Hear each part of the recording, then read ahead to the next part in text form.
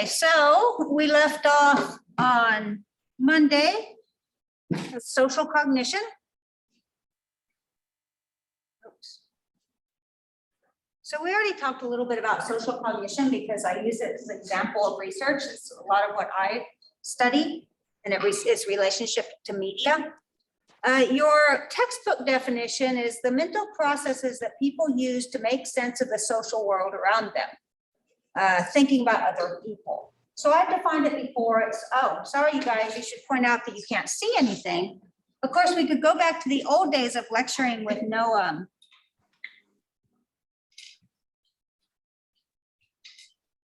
dear. Wait, no, we got to do PC.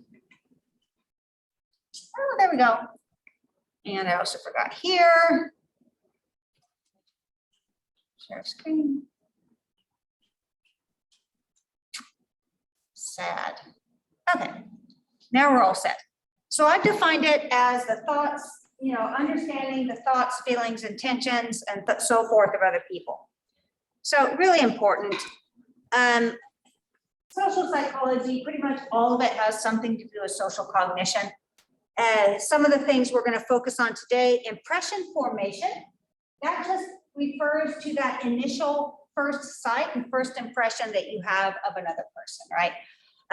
The primacy effect is just like we talked about primacy and recency way back in the cognition chapter and memory chapter. You remember your first contact with something, and of course your most recent contact.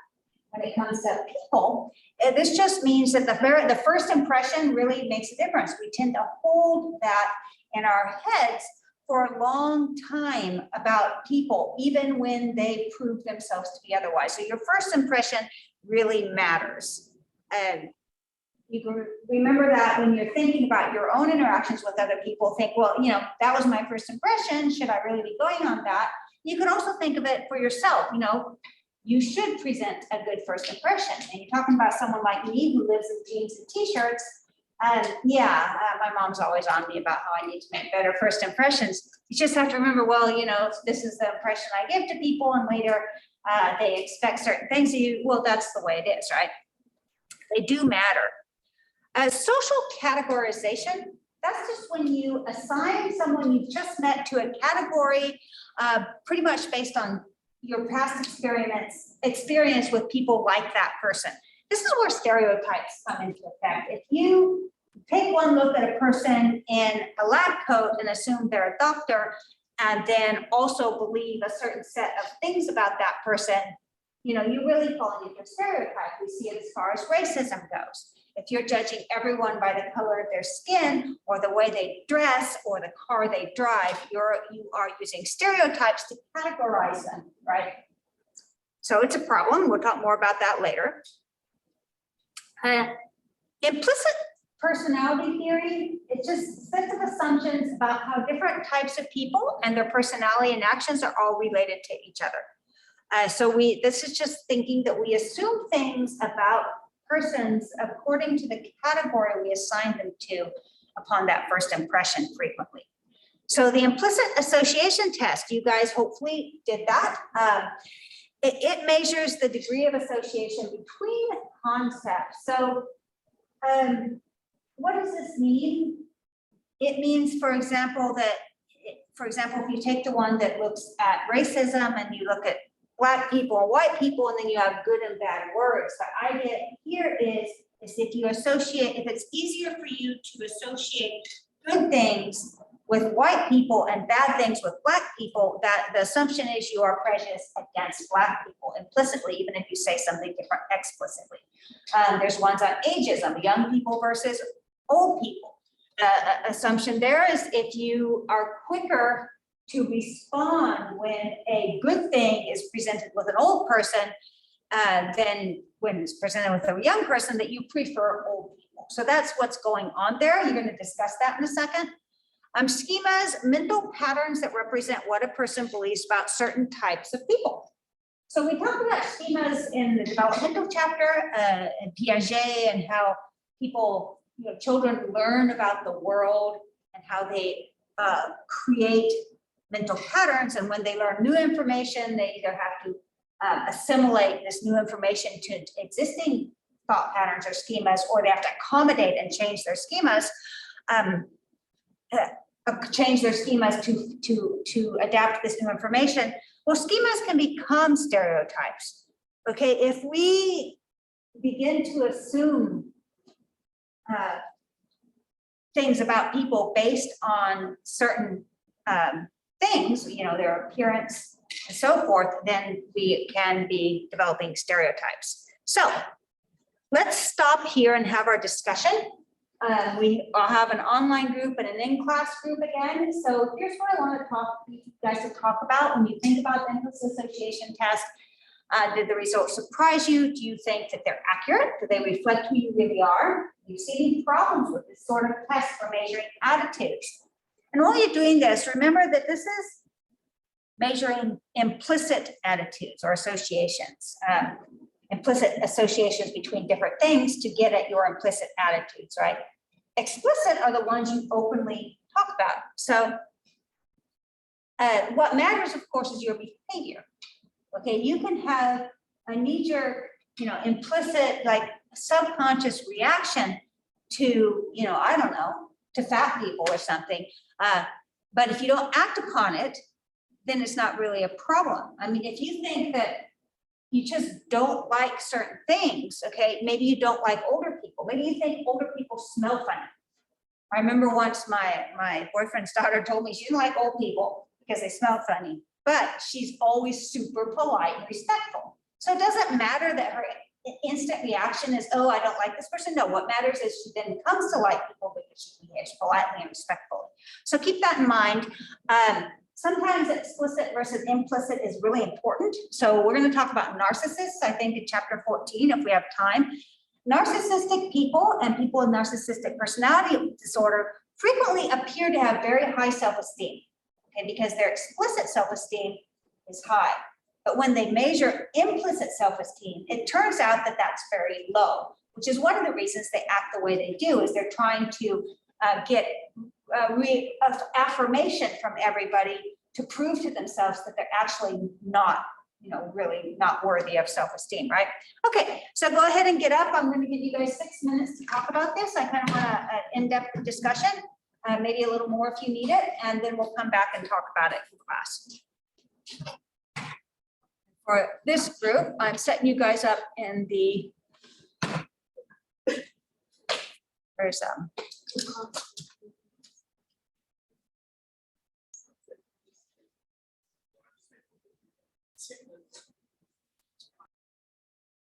maybe I'm just stupid today, who knows? Okay, moving on, attributions, okay?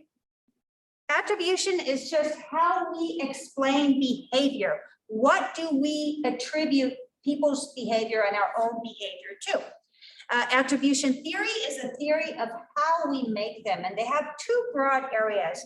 We make attributions, we explain the why of behavior according to either situational causes or dispositional causes, right?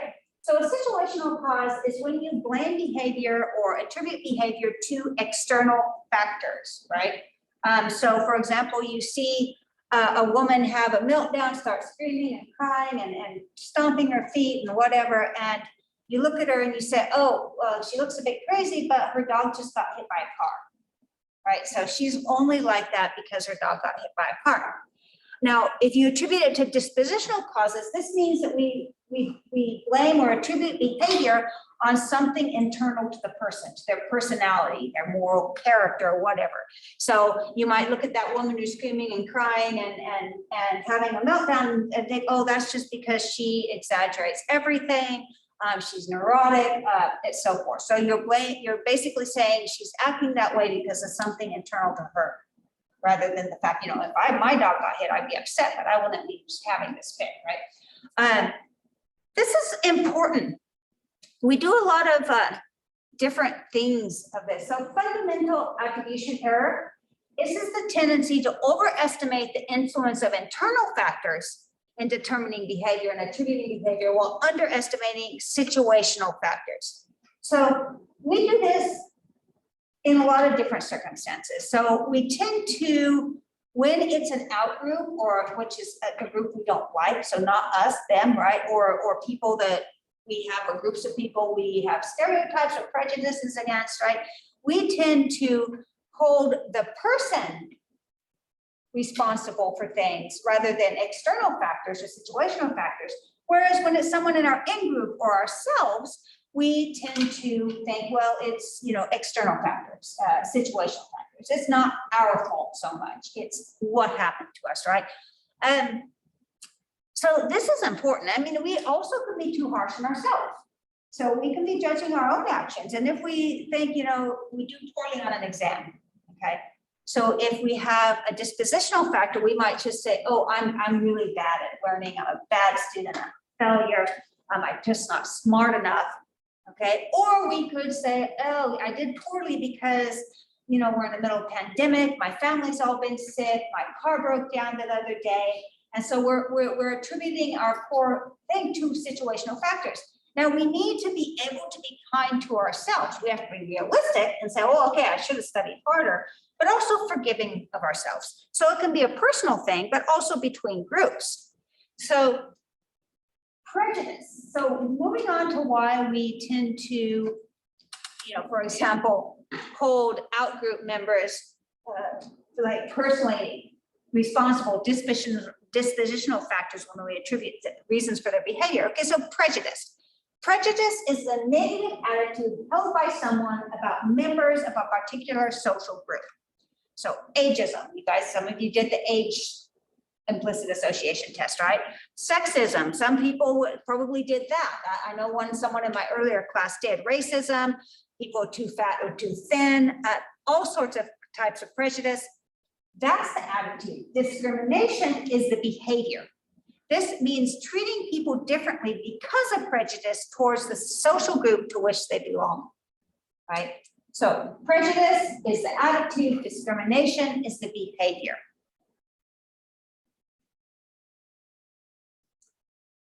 So in-group, out-group, I know we've talked about this before. I know we certainly talked about it with the gender identity and stuff. In-group is us, the social groups we identify with. So students at COS, your church, if you go to church, you know, your football team, your ethnicity, your, you know, California versus Texas. In-group, out-group. Out-group is them, the ones we don't identify with. Scapegoating, the tendency to direct prejudice and discrimination at out-group members, okay, especially those with little social power or influence. So we're blaming people who are out-group members. Okay, scapegoating. So that's all the bad. A lot of research has gone into this. If you wanted to go get a PhD in psychology and research psychology right now, a good thing to study social justice or you know, prejudice and discrimination.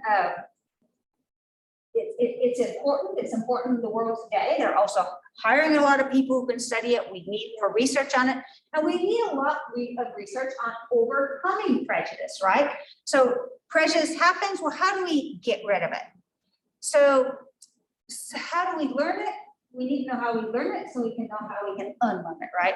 So social cognitive theory, we've talked about that before with Bandura, with developmental psychology. Views prejudice as an attitude acquired through direct instruction, modeling, and other social influences. We talked about social influence on Monday. Modeling, you just model your behavior on people of your in-group. Realistic conflict theory is conflict between groups increases prejudice and discrimination. Well, yes, of course, right? The contact hypothesis is that contact in the right circumstances between people of conflicting outgroups or you know, in-group outgroup will decrease prejudice and discrimination. But it has to happen in the right circumstances. Obviously, if the contact is a street fight or a war, it's not going to decrease discrimination and prejudice, right? But what really works is to have the groups, members of different groups, work together to achieve a goal that goes beyond their conflict, right? That is the right circumstance. And We even have what's called the parasocial contact hypothesis, and that is exposure to outgroup people in a fictional environment, okay, or it also decreases prejudice, and the idea is it's safer if it's actually watching a TV show than it is actually having that personal contact. So that can be that first step. So there's many studies that show that contact actually does decrease prejudice and discrimination. Okay, social identity theory. This is just the idea that the formation of a person's identity within a social group is explained by social categorization, identity, and social comparison. So we talked about social categorization. That's when we categorize people according to some external attribute to a group. Social identity, the part of the self-concept that includes your view of yourself as a member of a group. So you have your self-concept, which is all the idea about who you are. And if part of who you are is like a member of your, your church or your whatever your social group is, and social identity, it's stronger for some people than others. For some people, it's really important that their group is, say, your community college class or your high school, and you're in high school, your football team, right? For some other people, it's not that important. Some people really identify, people who religion is a really big social identity thing. For some people, their religion is really important. Okay, so it varies. Social comparison is just when you compare yourself to others in ways that makes you feel better about yourself. Okay, so this happens a lot when it comes to in-group, out-group, and prejudice and discrimination. People want to feel better about themselves, so they will denigrate the out-group and members of the out-group, right?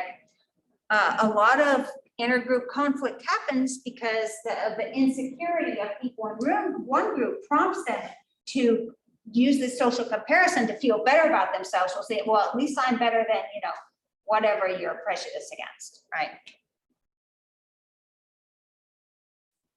It all happens much more. The more people feel threatened, the more they do these things. Okay, so stopping prejudice. More things. Stereotype, why it's so important to stop. Stereotype vulnerability just refers to the fact that when you're aware of stereotypes associated with your social group, it can affect your behavior. So let's think about examples. So if you say some students are going to come in and take an exam, and you tell them, for example, and this has been shown in research, so people know, for example, that the SAT is people who are white male and better, higher socioeconomic status have historically done better on the SAT. If people who know that, so for example, Black females from lower socioeconomic classes, they know this, it's called stereotype threat, and then they're vulnerable, they will do worse just because they know that. If you bring people in, participants, and then you tell them, hey, older white females who are 5'2" do worse on this activity, on this task, then people like me are going to do worse just by the power of suggestion. Seriously, and self-fulfilling prophecy. Have you guys heard of what a self-fulfilling prophecy, that term? This just means that your expectations are going to affect your behavior such that they are more likely to occur.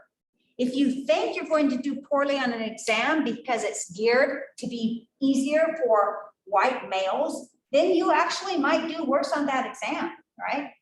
It's a real thing. If you think you're going to get up in front of a crowd and be nervous and do a terrible job talking in front of people, you're more likely to do worse. If you think you're going to do better, you're more likely to do better, right? Self-fulfilling prophecy. More terms, equal status contact between groups. When the people in them when the groups have equal status, with neither group having power over the other. Okay, this helps to decrease prejudice, right? When one group perceives a difference, okay, and it doesn't even matter if it's a real difference. This is the whole thing, stereotype threat, stereotype vulnerability, all these things matter because perceptions matter, okay? Perceptions matter. For Contact hypothesis for contact to decrease prejudice is better if the groups have equal status. Okay, of course, in the real life, that's so rare. So a jigsaw classroom, it's a technique. So you can do, even with no reference to this, it's a technique for learning.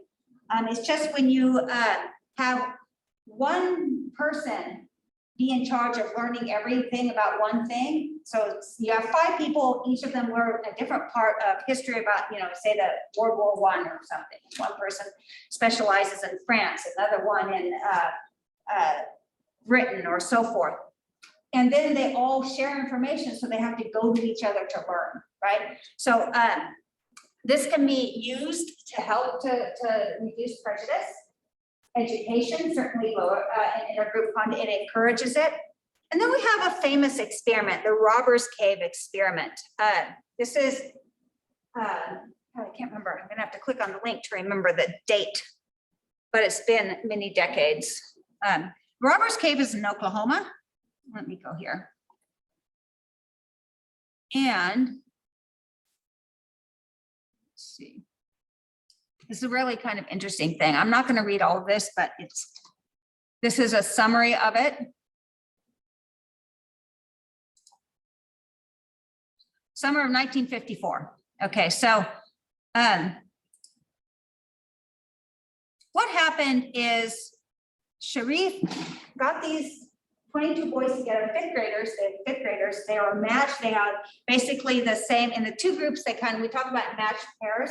So if they had one person from a certain neighborhood, a certain IQ level and so forth, they tried to have another equal one in the other group. So very similar, homogeneous, white 5th grade boys from fairly good socioeconomic status, and they went to this camp.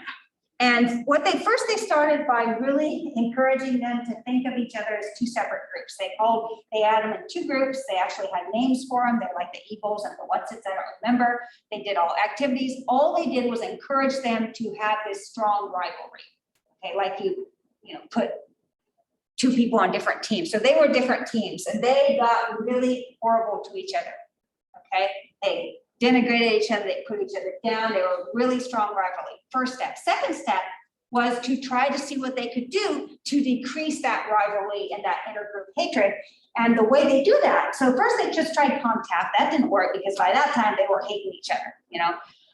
But the way they overcame that is they had, I can't remember exactly what they had them do, but they had them do an activity where they all had to work together to accomplish it, and then they decreased it. So it's famous for a reason.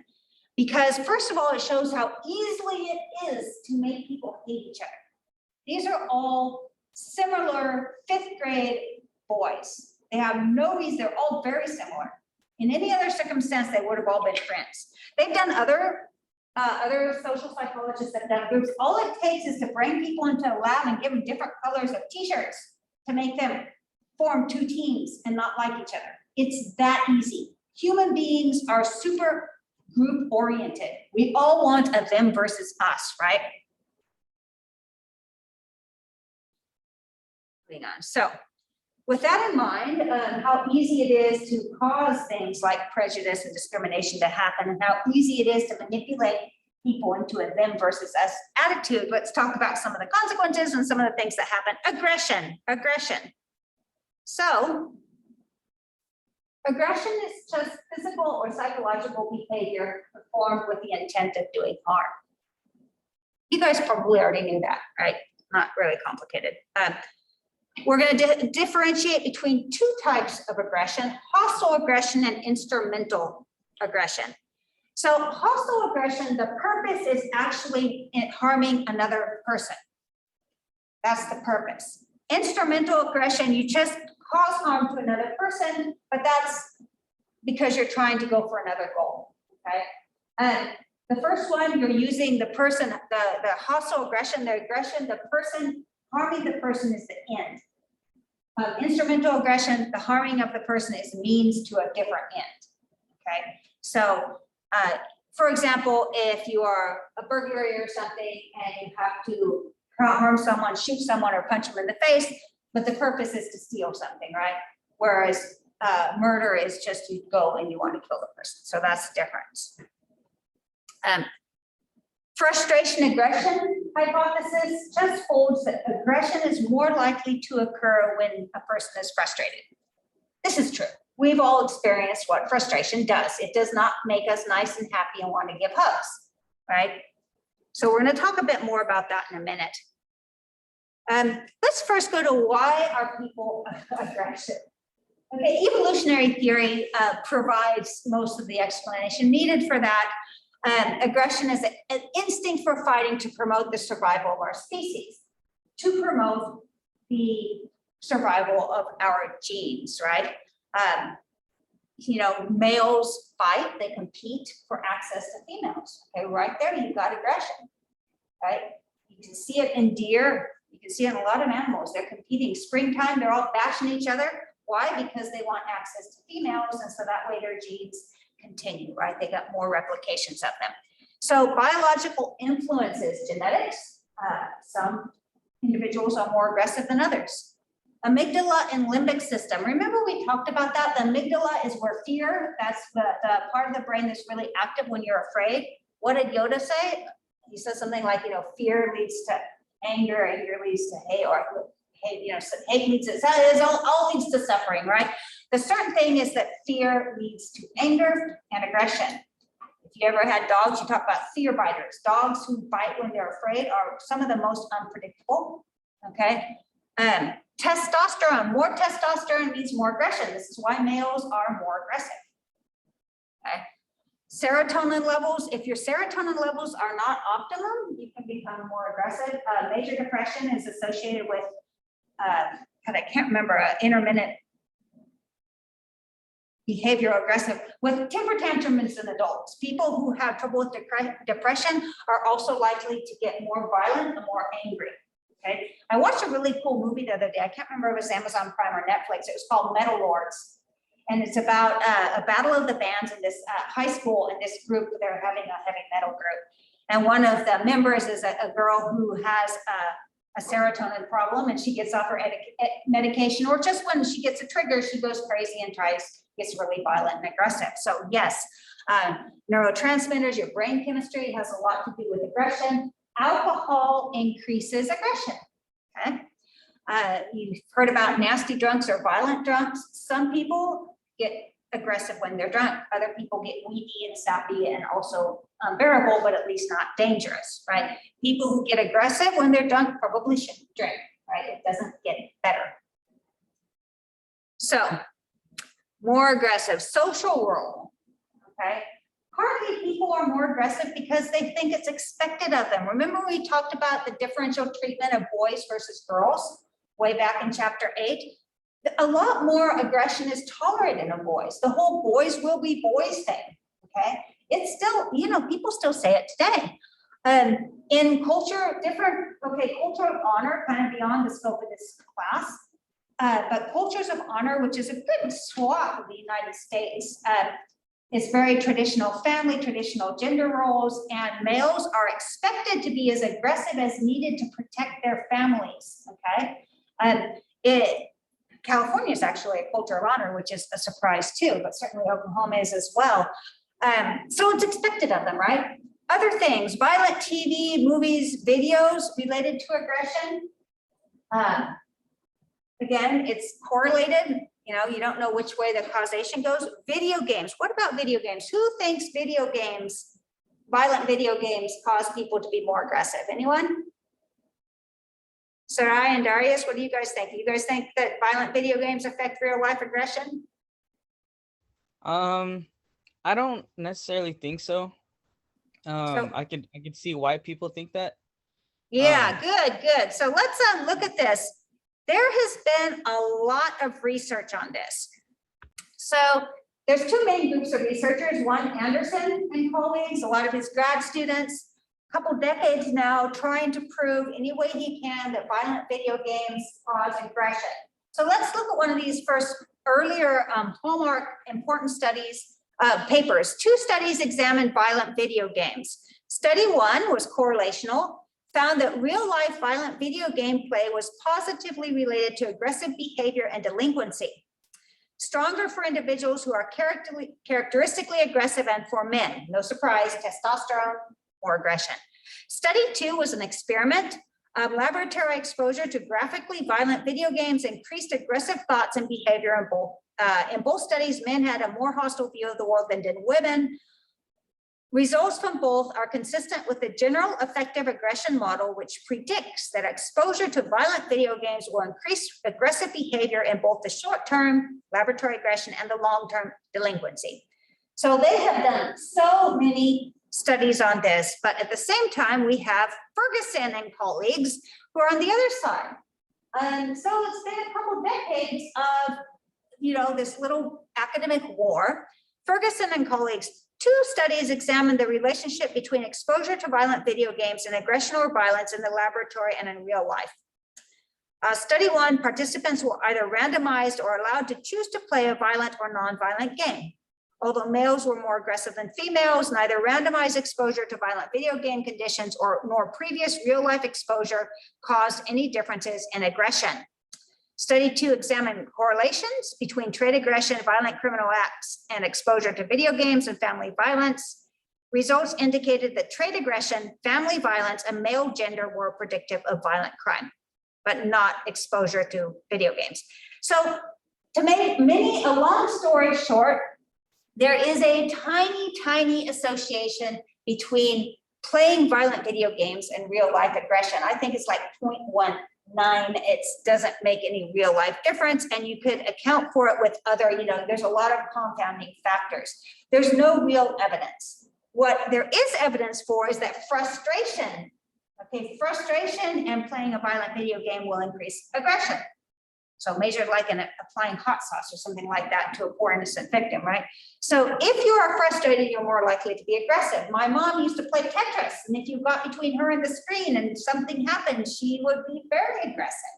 Tetris is not a violent video game. You guys know what Tetris is? Just falling blocks you have to turn around. Okay, so frustration does increase it. Okay, moving on. We talked about the Stanford prison experiment, Zimbardo. Violence in the situational. We're not going to talk about that again today, but if you want to watch that, that's Philip Zimbardo himself. Go.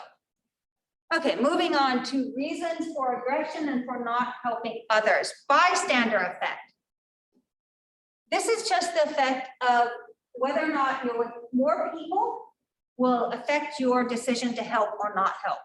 The more people present, the less any single person is likely to volunteer to help. Okay, we've talked about this before. It's like you're waiting, if you're sitting there, you think, surely somebody else will step in. You can also be thinking somebody else is more qualified. Okay, there's good and bad reasons not to step forward. This is due to the diffusion of responsibility. This is part of Bandura's whole moral responsibility thing. So diffusion responsibility, a person fails to take responsibility for actions or for interaction because of the presence of others. So if you're amongst a lot of people, the assumption is that people share responsibility. If it's only you and your dog, well, you know who's got to step forward, right? So this really lends itself to the bystander effect. Kitty Genovese is a famous case in New York City. Woman was brutally murdered, and many people heard her scream, knew it was happening. Nobody called 911 because everybody assumed somebody else would already be doing it. Okay, now since then there's some kind of controversy with this. Actually, some people did, but overall, the fact of the matter is that there's a lot of research that shows that the bystander effect is an important thing. Diffusion of responsibility. Latham and Darley are the 2 researchers who are most famous for this topic. People who are alone are more likely to help an emergency than people who are with others. If you're alone, you cannot say it's their responsibility too. All right, it's the same as when you live with people. When you're alone, it's amazing how you just pick up after yourself. But when you're with other people, first of all, you're hoping they'll do it. Secondly, you're thinking, I'll be darned if I do more than they do. Okay, right? So the same kind of thing going on. 5 steps in making a decision to help. Noticing that there is a problem going on, defining it as an emergency that merits you stepping forward, taking responsibility, planning a course of action, and taking action. So let's look at this next slide. This is from your textbook. kind of spells it out. There's a lot of places where, you know, something can happen that makes you not willing or not think you're not able to step forward and help. You got to notice, okay, defining it, you have to understand that something's going on. So taking responsibility, that's where that whole bystander effect happens, that you're less likely to assume responsibility if there's other people. Planning a course of action. So this is when you have to feel like you're capable of doing something. You have to believe that you could do more harm, you know, could do good rather than harm. When I was in Oklahoma, I was part of the emergency response team, and I did this course called Stop the Bleed, which taught us how to stop bleeding, right? And I remember they told us, we learned all these really cool skills. And then they said, well, if it's a gunshot wound in the chest, you're not going to be capable. We don't have time to teach you. So just try to triage this case. So this is all in context of tornadoes and stuff like that, or any kind of, you know, mass shooting or something. Triage to the experts, right?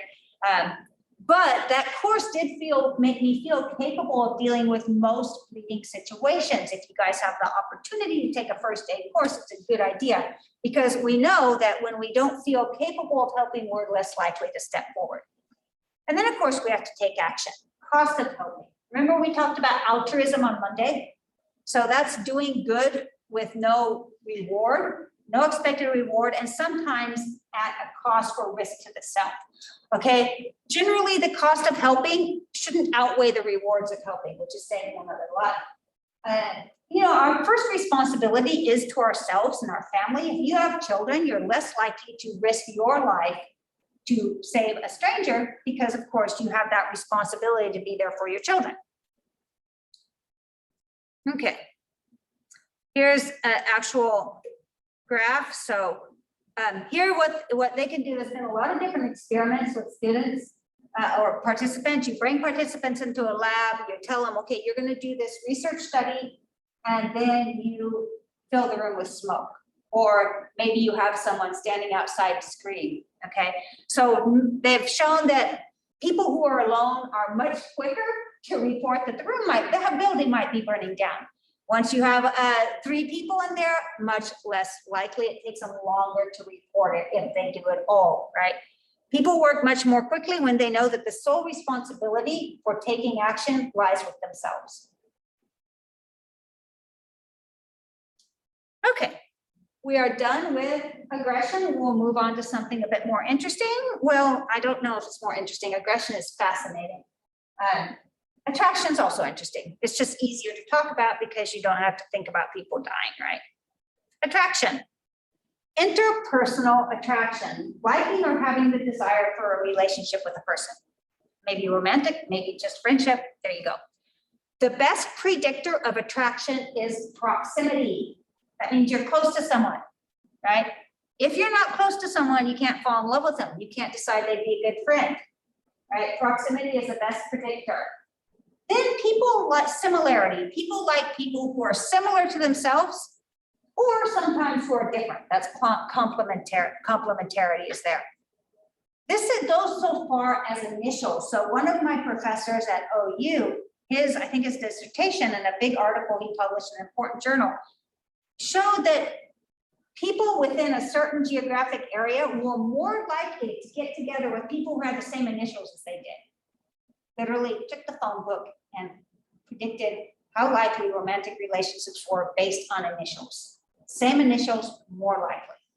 Now, I got myself in trouble by going in and pointing out all the flaws in this. When he was my professor and in charge of my grades, dumb, I went in and pointed out all the reasons I thought that study wasn't great, but that wasn't a good idea. He got a little offended by that, but I still think it's crazy.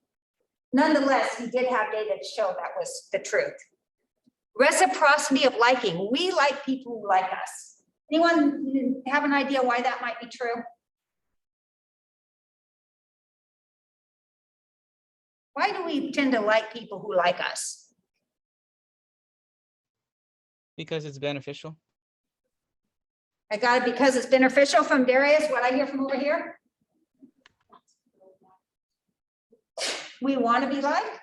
Yeah, right. We want to be liked. It's beneficial, makes us feel better. But basically think of it this way. We also tend to like people we think are smart. And one of the best signs of being smart is if they like us, right? They're smart enough to realize my worth, well, then I'm more likely to like them, right?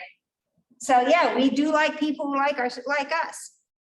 Not to mention, we don't want to risk having our heart stomped on and torn up by someone who obviously doesn't like us from the get-go, right? All sorts of reasons. Okay, so love. So romantic love in general. There are different theories of love. Your book talks about Sternberg, which is great. He's one of the most biggest theorists about love. There's others that talk about, companionate love versus romantic love. Strong affection for another person due to kinship, personal ties, sexual attraction, admiration, or common interests. Sternberg proposes like this triangle. 3 components of love: intimacy, passion, and commitment.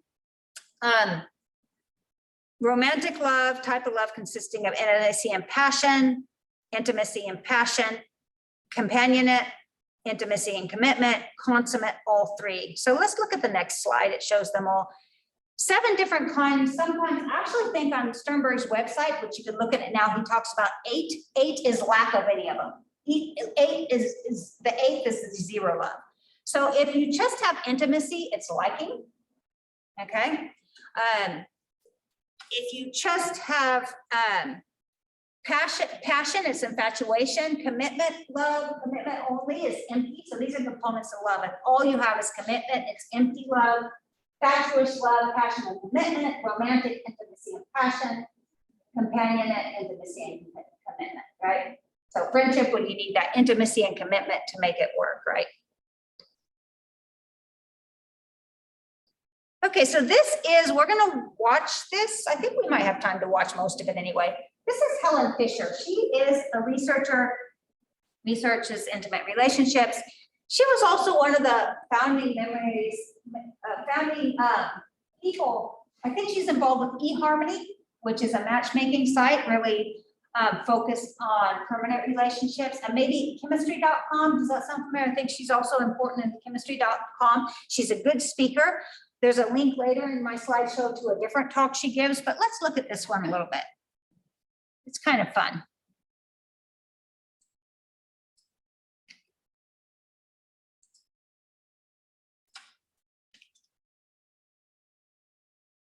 Did you know that you could profit more than $20,000 by getting these new tested? Alex Aaron and Lucy Brown and others, with 37 people who were madly in love with a functional MRI brain scanner. 17 who were happily in love, 15 who had just been dumped, and we're just starting our 3rd experiment, studying people who report that they're still in love after 10 to 25 years of marriage. So this is the short story of that research. In the jungles of Guatemala and Tikal stand the temple. It was built by the grandest Sun King of the grandest city-state, of the grandest civilization of the Americas, the Mayas. His name was Kanchawi. He stood over 6 feet tall. He lived into his 80s, and he was buried beneath this monument in 720 AD. And Mayan inscriptions proclaim that he was deeply in love with his wife. So he built a temple in her honor, facing his. And every spring and autumn, exactly at the equinox, the sun rises behind his temple and perfectly bathes her temple with his shadow. And as the sun sets behind her temple in the afternoon, it perfectly bathes his temple with her shadow. After 1,300 years, these 2 lovers still touch and kiss from their tomb. Around the world, people love. They sing for love, they dance for love, they compose poems and stories about love. They tell myths and legends about love. They pine for love, they live for love, they kill for love, and they die for love. As Walt Whitman once said, he said, "Oh, I would stake all for you." Anthropologists have found evidence of romantic love in 170 societies. They've never found a society that did not have it. But love isn't always a happy experience. In one study of college students, they asked a lot of questions about love, but the 2 that stood out to me the most were, have you ever been rejected by somebody who you really loved? And the second question was, have you ever dumped somebody who really loved you? And almost 95% of both men and women said yes to both. Almost nobody gets out of love alive. So before I start telling you about the brain, I want to read for you what I think is the most powerful love poem on earth. There's other love poems that are, of course, just as good, but I don't think this one can be surpassed. It was told by an anonymous Kwajalein Indian of southern Alaska to a missionary in 1896. Here it is. I've never had the opportunity to say it before. Fire runs through my body with the pain of loving you. Pain runs through my body with the fires of my love for you. Pain like a boil about to burst with my love for you. Consumed by fire is my love for you. I remember what you said to me. I am thinking of your love for me. I am torn by your love for me. Pain and more pain. Where are you going with my love? I'm told you will go from here. I'm told you will leave me here. My body is numb with grief. Remember what I said, my love. Goodbye, my love, goodbye. Emily Dickinson once wrote, parting is all we need to know of hell. How many people have suffered in all the millions of years of human evolution? How many people around the world are dancing with elation at this very minute? Romantic love is one of the most powerful sensations on earth.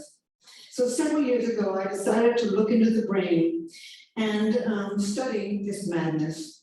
Our first study of people who are happily loved has been widely publicized, so I'm only going to say very little about it. We found activity in a tiny little factory near the base of the brain called the ventral tegmental area.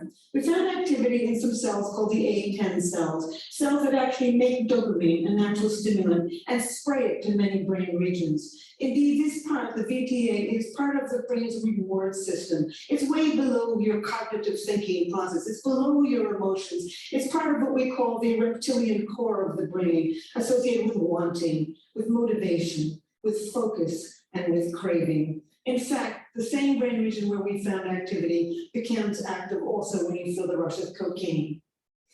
But romantic love is much more than a cocaine high, at least you come down from cocaine. Romantic love is an obsession. It possesses you. You lose your sense of self. You can't stop thinking about another human being. Somebody is camping in your head. As an 8th century Japanese poet said, my longing had no time when it ceases. Wild is love. And the obsession can get worse when you've been rejected. So right now, Lucy Brown and I, the neuroscientist on our project, are looking at the data of the people who were put into the machine after they had just been dumped. It was very difficult actually putting these people in the machine because they were in such bad shape. So anyway, we found activity in 3 brain regions. We found activity in a brain region, in exactly the same brain region associated with intense romantic love. What a bad deal. You know, when you've been dumped, the one thing you love to do is just forget about this human being and then go on with your life. But no, you just love them harder. As the poet Terence, the Roman poet, once said, he said, the less my hope, the hotter my love. And indeed, we now know why. 2,000 years later, we can explain this in the brain. That brain system, the reward system for wanting, for motivation, for craving, for focus becomes more active when you can't get what you want. In this case, life's greatest prize, an appropriate mating partner. We found activity in other brain regions also. In a brain region associated with calculating gains and losses. You know, you're lying there, you're looking at the picture, you're in this machine, you're calculating, you know, what went wrong, what, you know, what have I lost? As a matter of fact, Lucy and I have a little joke about this. It comes from a David Mamet play, and there's 2 con artists in the play, and the woman is conning the man, and the man looks at the woman and says, oh, you're a bad pony. I'm not going to bet on you. And indeed, it's this brain, part of the brain, the core of the nucleus accumbens active, it's becoming active as you're measuring your gains and losses. It's also the brain region that becomes active when you're willing to take enormous risks for huge gains and huge losses. Last but not least, we found activity in the brain region associated with deep attachment to another individual. No wonder people suffer around the world, and we have so many crimes of passion. When you've been rejected in love, not only are you engulfed with feelings of romantic love, but you're feeling deep attachment to this individual. Moreover, this brain circuit for reward is working, and you're feeling intense energy, intense focus, intense motivation, and the willingness to risk it all to win life's greatest prize. So what have I learned from this experiment that I would like to tell the world? Foremost, I've come to think that romantic love is a drive, a basic mating drive, not the sex drive. The sex drive gets you out to look for a whole range of partners. Romantic love enables you to focus your mating energy on just one at a time, conserve your mating energy, and start the mating process with a single individual. I think of all of the poetry that I've read about romantic love, what sums it up best is something that is said by Plato over 2,000 years ago. He said, the God of love lives in the state of need. It is a need. It is an urge. It is a homeostatic imbalance. Like hunger and thirst, it's almost impossible to stamp out. I've also come to believe that romantic love is an addiction, a perfectly wonderful addiction when it's going well, and a perfectly horrible addiction when it's going poorly. And indeed, it has all of the characteristics of an addiction. You focus on the person, you obsessively think about them, you crave them, you distort reality, your willingness to take enormous risks to win this person. And it's got the three main characteristics of addiction: tolerance, you need to see more and more and more, withdrawals, and last but not relapse. I've got a girlfriend who was just getting over a terrible love affair. It's been about 8 months. She's beginning to feel better. And she was driving along in her car the other day, and suddenly she heard a song on the car radio that reminded her of this man. And she, not only did the instant craving come back, but she had to pull over the road, from the side of the road, and cry. So one thing I would like the medical community and the legal community and even the college community to see if they can understand that indeed romantic love is one of the most addictive substances on earth. I would also like to tell the world that animals love. There's not an animal on this planet that'll copulate with anything that comes along. Too old, too young, too scruffy, too stupid, and they won't do it. Unless you're stuck in a laboratory cage, and if you spend your entire life in a little box, you're not going to be as picky about who you have sex with. But I've looked at 100 species, and everywhere in the wild, animals have favorites. As a matter of fact, ethologists know this. There's over eight words for what they call animal favoritism, selective proceptivity, mate choice, female choice, sexual choice. And indeed, there are now 3 academic articles in which they've looked at this attraction, which may only last for a second, but it's a definite attraction, and it's either the same brain regions, reward system, or the chemicals of that reward system are involved. In fact, I think animal attraction can be instant. You can see an elephant instantly go for another elephant, and I think that this is really the origins of what you and I call love at first sight.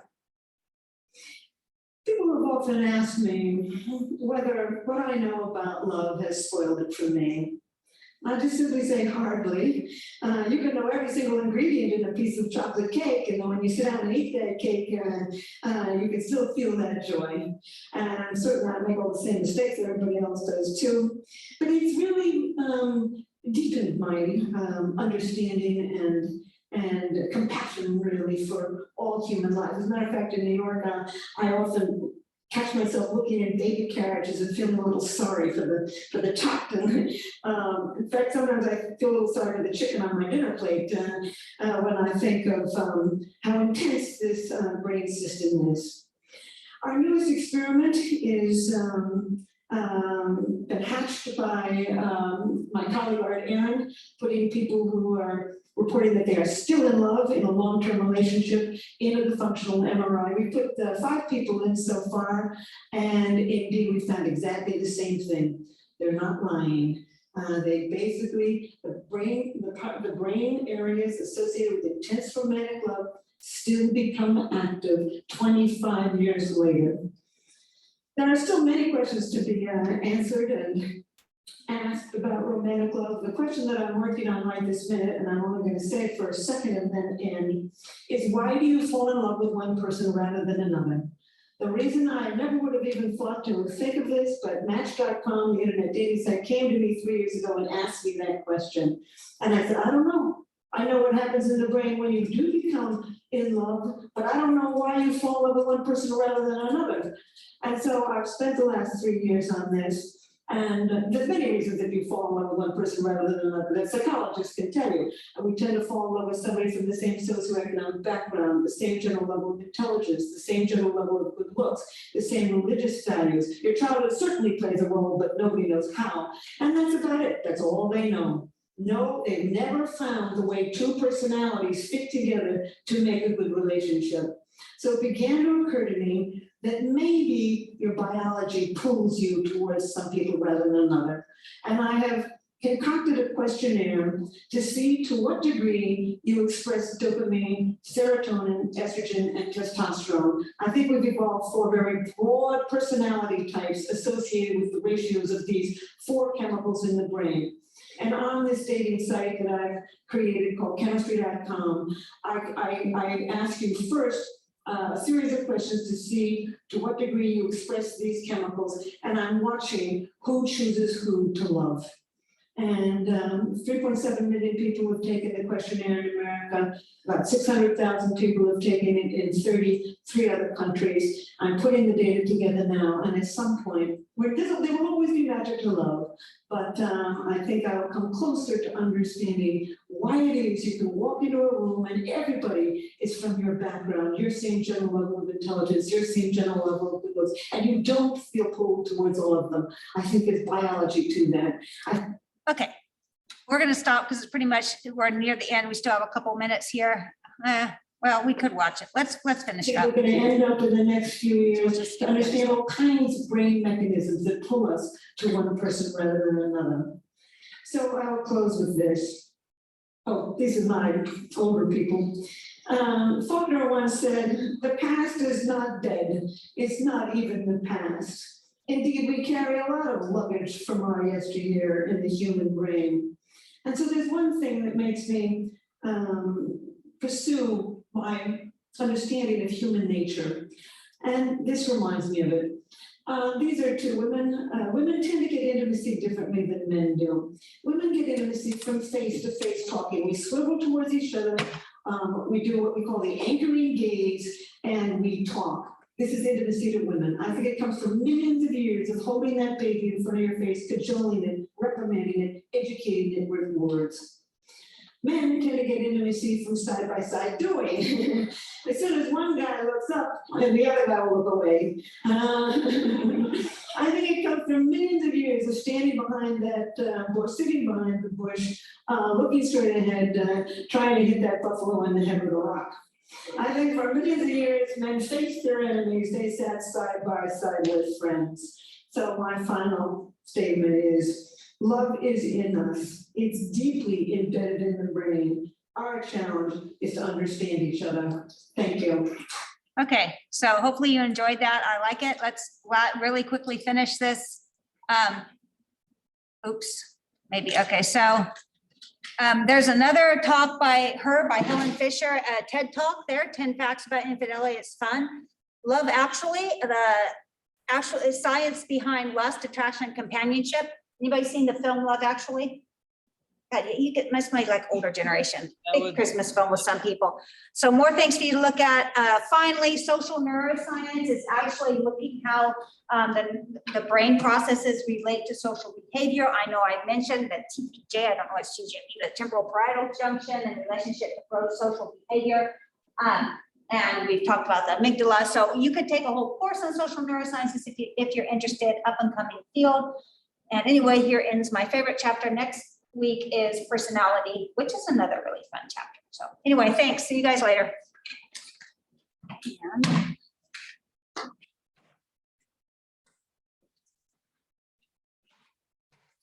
recording.